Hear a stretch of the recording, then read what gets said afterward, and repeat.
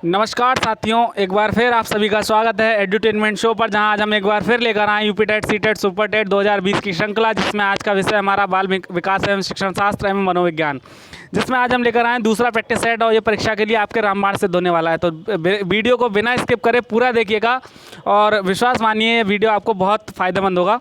तो वीडियो को शुरू करने से पहले अगर आप हमारे चैनल पर नए हैं तो हमारे चैनल को सब्सक्राइब करके बेल आइकन दबा दें, जिससे आने वाली वीडियोस का नोटिफिकेशन आपको मिलता रहे। तो आइए हम वीडियो को शुरू करते हैं। पहला प्रश्न हमारा, साइकिल चलाने वाला स्कूटर चलाना शीघ्र सीख लेता है, यह है कैसा स्थानांतरण है? शून्य स्थानांतरण, लंबवत स्थानांतरण, ऋणात्मक या धनात्मक? तो देखिए इसका विकल्प होगा हमारा डी, धनात्मक स्थानांतरण। डी, धनात्मक स्थानांतरण। अगला प्रश्न हमारा, किशोरावस्था, बड़े संघर्ष, तनाव व तूफान की अवस्था, ये किसका कथन है?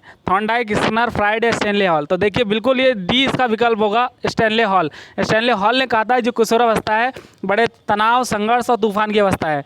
अगला प्रश्न, टीएटी, थीमेटिक अपर्सेप्शन टेस्ट, व्यक्तित्व परीक्षण की कौन सी विधि का प्रकार है? व्यक्तिनिष्ठ विधि, अप्रक्षेपी विधि, अर्धप्रक्षेपी विधि या प्रक्षेपी विधि? तो देखिए इसका विकल्प होगा तीसरे का डी, प्रक्षेपी विधि। ये कैसी विधि है? प्रक्षेपी विधि। निम्न में से सिगमंड फ्राइड की अवधारणा कौन सी है? इड, ईगो या सुपर ईगो या सभी? तो देखिए सिगमंड फ्राइड ने जो 3 अवधारणाएं बताई थी, इदम, अहम, परहम, तो इसका विकल्प होगा डी, उपरोक्त सभी। डी, उपरोक्त सभी। अगला प्रश्न, राष्ट्रीय मानसिक विकलांग संस्थान स्थित है, कहाँ स्थित है? फैजाबाद, हैदराबाद, लखनऊ या कानपुर? तो ये आपका स्थित है बी, हैदराबाद में। बी, हैदराबाद। अगला प्रश्न, टॉलमैन का चिन्ह अधिगम का सिद्धांत अन्य किस नाम से जाना जाता है? तो इसके 4 विकल्प हैं, चिन्ह गेस्टॉल सिद्धांत, चिन्ह सार्थकता सिद्धांत या प्रत्याशा सिद्धांत, सप्रयोजन व्यवहारवाद या उपरोक्त सभी? तो इसका विकल्प होगा डी, उपरोक्त सभी। देखिए इसके चिन्ह के जो चिन्ह सिद्धांत था टॉलमैन का, उनके कई नाम थे। पहला था चिन्ह गेस्टॉल सिद्धांत, चिन्ह सार्थकता सिद्धांत, सप्रयोजन व्यवहारवाद। तो इसका विकल्प सही होगा डी।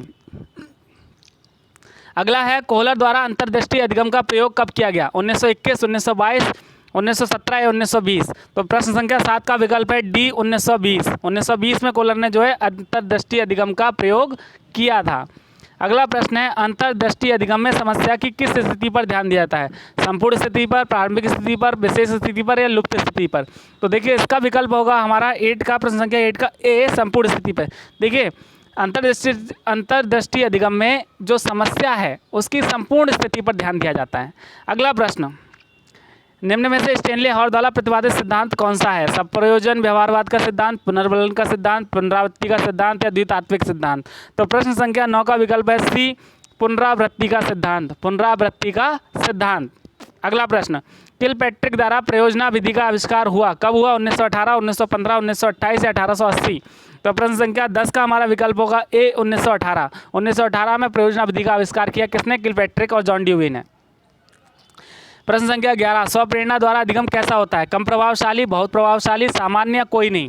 तो देखिए प्रश्न संख्या 11 का जो विकल्प होगा बी, बहुत प्रभावशाली। बिल्कुल, देखिए कोई भी चीज़ अगर आपको करनी है, चाहे वो बच्चा हो या कोई सही, तो सबसे मेन चीज़ जो होती है उसमें पहली चीज़ होती है प्रेरणा। और प्रेरणा कौन सी ज़्यादा बेटर होती है? आंतरिक प्रेरणा। जब तक हम स्वप्रेरित नहीं होंगे हम किसी काम में सफल नहीं हो सकते। तो स्वप्रेरणा जो है इसका विकल्प सही होगा, बहुत प्रभावशाली है। पेस्टोलॉजी के 3H के संप्रत्यय में H का क्या अर्थ है? हेड, हार्ट, हैंड या सभी? तो देखिए पेस्टोलॉजी ने एक संप्रत्यय दिया था 3H का, जिसमें 3H का मतलब था, पहले H का हेड, दूसरे का हार्ट और तीसरे का हैंड। तो इसका विकल्प होगा डी, उपरोक्त सभी। अगला प्रश्न, तत्परता तथा कार्य सीखने की गति में कौन सा संबंध होता है? 4 विकल्प हैं। कार्य सीखने की गति तत्परता के व्युत्क्रमानुपाती होती है, कार्य सीखने की गति तत्परता के अप्रभावित रहती है, कार्य सीखने की गति तथा तत्परता दोनों अधिगम के अभिन्न संप्रत्यय हैं, कार्य सीखने की गति तत्परता के समानुपाती होती है। तो देखिए प्रश्न संख्या 13 का विकल्प होगा डी, कार्य सीखने की गति तत्परता के समानुपाती होती है। बिल्कुल, देखिए निश्चित रूप से जो कार्य आपका मतलब कहते हैं लर्निंग, जो अधिगम है आपका, वो डिपेंड करता है आपकी तत्परता पर कि आप उस कार्य को सीखने के लिए कितने तत्पर हैं। आपको कोई भी कार्य ज़बरदस्ती नहीं सिखाया जा सकता, उसके लिए तत्पर होना अति आवश्यक है। आत्मनिरीक्षण विधि द्वारा किन की क्रियाओं का अध्ययन किया जाता है? कक्षा कक्ष में छात्रों की व्यक्तिगत विभिन्नताओं का, स्वयं की, असाधारण बच्चों की या उपरोक्त सभी का? तो प्रश्न संख्या 14 का विकल्प है बी, स्वयं की। आत्मनिरीक्षण विधि, देखिए जैसा नाम से ही स्पष्ट है, सेल्फ इंस्पेक्शन मेथड, आत्मनिरीक्षण विधि, तो इसके द्वारा स्वयं की क्रियाओं का अध्ययन किया जाता है। बाल केंद्रित शिक्षा किसकी देन है? शिक्षा के राष्ट्रीयकरण की, सर्व शिक्षा अभियान की, शिक्षा मनोविज्ञान की या उपरोक्त सभी की? तो प्रश्न संख्या 15 का विकल्प है सी, शिक्षा मनोविज्ञान की। देखिए शिक्षा मनोविज्ञान का प्रमुख उद्देश्य यही है कि जो शिक्षा होनी चाहिए कैसी होनी चाहिए? बाल केंद्रित, चाइल्ड सेंटर्ड एजुकेशन, CCE। तो इसका विकल्प है सी, शिक्षा मनोविज्ञान की।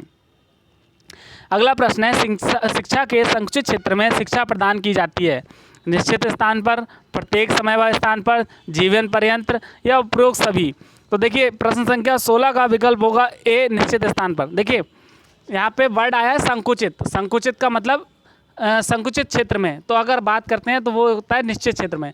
और अगर हम इसके व्यापक अर्थ की बात करें तो व्यापक में क्या होता है? जन्म से लेकर मृत्यु पर्यंत तक जो हम कुछ सीखते हैं वो हमारा अधिगम है, वही शिक्षा है। ठीक। प्रश्न संख्या 17, बालकों की रुचि, शारीरिक मानसिक योग्यता तथा विभिन्नताओं का ध्यान किस प्रकार के शिक्षण में रखा जाता है? बहुकक्षीय शिक्षण में, मनोवैज्ञानिक शिक्षण में, सामूहिक शिक्षण में या उपरोक्त सभी में? तो प्रश्न संख्या 17 का विकल्प होगा बी, मनोवैज्ञानिक शिक्षण में। देखिए बालकों की रुचि, शारीरिक मानसिक योग्यता और विभिन्नताओं का ध्यान जो है मनोवैज्ञानिक शिक्षण के अंतर्गत रखा जाता है।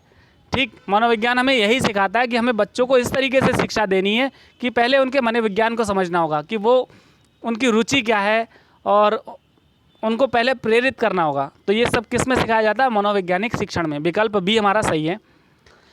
प्रश्न संख्या 18, निम्न में से लंबात्मक विधि का अध्ययन किसने किया था?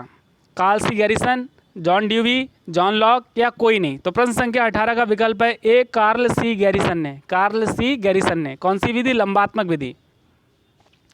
अगला है, निम्न में से मनोविज्ञान को मन का विज्ञान किसने कहा? जॉन ड्यूवी, डगलस, अरस्तु या स्किनर? तो इसका विकल्प 19 का सी, अरस्तु ने। अरस्तु ने मनोविज्ञान को कहा था मन का विज्ञान, मन का विज्ञान।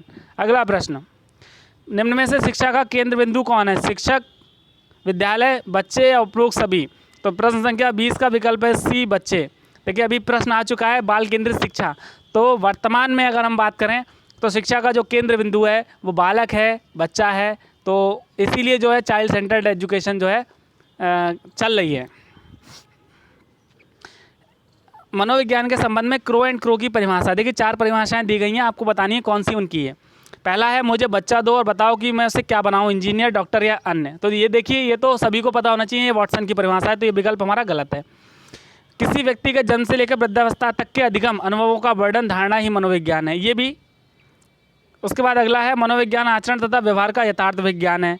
उसके बाद मनोविज्ञान शिक्षा का आधारभूत विज्ञान है। तो इसका जो विकल्प है हमारा बी, किसी व्यक्ति के जन्म से लेकर वृद्धावस्था तक के अधिगम अनुभवों का वर्णन तथा धारणा ही मनोविज्ञान है। अगला प्रश्न, मनोविज्ञान के संबंध में स्किनर की क्या परिभाषा है? तो किसी व्यक्ति के जन्म से लेकर वृद्धावस्था तक के अधिगम अनुभवों का वर्णन तथा धारणा ही मनोविज्ञान है। तो ये तो देखिए क्रो एंड क्रो की परिभाषा होगी, तो ये गलत हो गया। मुझे बच्चा दो और बताओ मैं उसे क्या बनाऊं, इंजीनियर, डॉक्टर, यानी ये है वॉटसन की, तो ये भी आपका गलत हो गया। मनोविज्ञान शिक्षा का आधारभूत विज्ञान है, बिल्कुल, तो इसका सी विकल्प जो है 22 का सही है, मनोविज्ञान शिक्षा का आधारभूत विज्ञान है। बढ़ते हैं अगले प्रश्न की तरफ। वंशानुक्रम के कारण बालक में विभिन्नता होती है, रचनात्मक, मानसिक, सामाजिक या शारीरिक? तो प्रश्न संख्या 23 का विकल्प है डी, शारीरिक। देखिए वंशानुक्रम के कारण बालक में शारीरिक भिन्नता होती है। आधार आयु निम्न में से किसके मापन हेतु संबंधित है? बुद्धि, रुचि, व्यक्तित्व या अवधान? तो प्रश्न संख्या 24 का विकल्प है आपका ए, बुद्धि। आधार आयु जो क्रोनोलॉजिकल एज है वो आपके बुद्धि मापन में यूज़ किया जाता है। स्किनर किस देश के वैज्ञानिक थे? जापान, अमेरिका, इंग्लैंड या इटली? तो प्रश्न संख्या 25 का विकल्प है बी, अमेरिका के,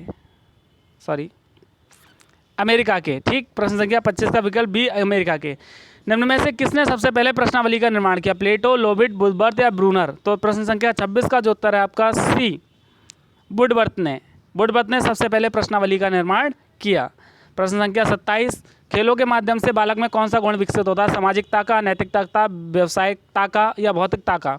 तो 27 का जो विकल्प है आपका ए, सामाजिकता का। देखिए खेलों से हम क्या सीखते हैं? टीम भावना, ठीक, और लीडरशिप, बहुत सारी क्वालिटीज़ जो हमारे अंदर आती हैं खेलों द्वारा, तो वो चीज़ें सब हमारी सामाजिकता को विकसित करती हैं। ठीक, तो इसका विकल्प होगा ए, सामाजिकता। बाल केंद्रित शिक्षा किसकी देन है? शिक्षा शास्त्रियों की, मनोविज्ञान निष्कर्षों की, शिक्षा मनोविज्ञान की या उपरोक्त सभी की? तो प्रश्न संख्या 28 का विकल्प है सी, शिक्षा मनोविज्ञान की। देखिए प्रश्न ये तीसरी बार आया है और बहुत ही ज़्यादा महत्वपूर्ण प्रश्न है, इसको कई तरीके से जो है पूछा जा सकता है। तो बाल केंद्रित शिक्षा जो है शिक्षा मनोविज्ञान की देन है। अगला प्रश्न है, निम्न में से संज्ञानवादी पद्धति के जनक कौन है? वॉटसन, जिन प्याजे व ब्रूनर, कोलर व कोफका या कोई नहीं? तो इसका 29 का विकल्प है बी, जीन प्याजे व ब्रूनर। जीन प्याजे व ब्रूनर। देखिए आपने पढ़ा भी होगा प्याजे का संज्ञानात्मक विकास का सिद्धांत, तो वही पद्धति है संज्ञानवादी पद्धति। अंतिम प्रश्न है हमारा, थॉर्नडाइक ने शिक्षा मनोविज्ञान का कैसा रूप प्रदान किया? निश्चित एवं स्पष्ट, अनियमित, आंशिक स्पष्ट या उपरोक्त सभी? तो प्रश्न संख्या 30 का विकल्प होगा ए, निश्चित एवं स्पष्ट। निश्चित एवं स्पष्ट, थॉर्नडाइक ने शिक्षा मनोविज्ञान का निश्चित एवं स्पष्ट रूप प्रदान किया। तो वीडियो यहाँ पे हमारी समाप्त होती है। आशा करते हैं आपको वीडियो अच्छी लगेगी। अगर आपको वीडियो हमारी अच्छी लगे तो इसको लाइक करें और शेयर ज़्यादा से ज़्यादा करें। देखिए इसको जिसकी ज़रूरत है, जिस किसी को भी इस चीज़ की ज़रूरत है, उस तक अगर ये वीडियो पहुंच गई तो हमारा वीडियो बनाना साकार हो जाएगा। तो वीडियो को ज़्यादा से ज़्यादा शेयर करें और हमारे चैनल को ज़्यादा से ज़्यादा सब्सक्राइब करें, जिससे हम मोटिवेट होकर आपके लिए और ज़्यादा वीडियो लाते रहें। तो मिलते हैं अगली वीडियो में नए विषय के साथ। तब तक के लिए नमस्कार। Thank you for watching our video. Thank you very much.